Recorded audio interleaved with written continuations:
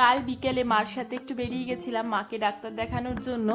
আর গিয়ে দেখি 180 জন মতন নাম লেখানো হয়ে গেছে, আর বেশি লেখানো হবে না। তো আর তোমরা অনেকেই আমার কাছে জানতে চেয়েছো এর লোকেশনটা, আর এটা নিয়ে আমি একটা ভিডিও পরে করব। তো তারপরে দেখো বাড়িতে চলে এসেছিলাম, আর বাড়িতে এসে বোনের রুমে গেছিলাম। আর বোনের যে মিডিলে জন্মদিন গেছে, তো ওর ফ্রেন্ডরা ওকে সারপ্রাইজ দিয়েছিল, তো সেই কারণে ঘরে বেলুন লাগানো হয়েছিল। আর এই দেয়ালটা নতুন যেহেতু কালার করা হয়েছে, এই দেয়ালের রংটা অনেকটা চটে গেছে, তো এই ফ্রেন্ডটাকেও ডেকেছে কালার করার জন্য। তো কালারটা বসছে না বলে আমাকে ডেকেছিল। তো তারপরে হোয়াইট কালার করা হয়েছে। তো দেখো এইখানে হালকা হালকা বোঝা যাচ্ছে যে কালারটা উঠে এসেছে। তো অনেকক্ষণ ধরেই চেষ্টা করছে, তাও হচ্ছে না বলে আমাকে ডেকেছিল। তো আমি বললাম যে হোয়াইট কালারটা একটু বেশি দিয়ে কর, তাহলেই হবে।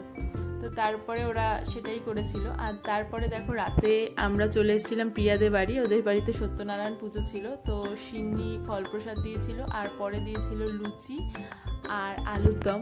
তো সেটাই এখানে খাওয়া চলছে আর আড্ডা চলছে।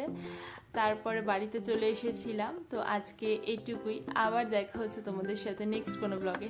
টাটা।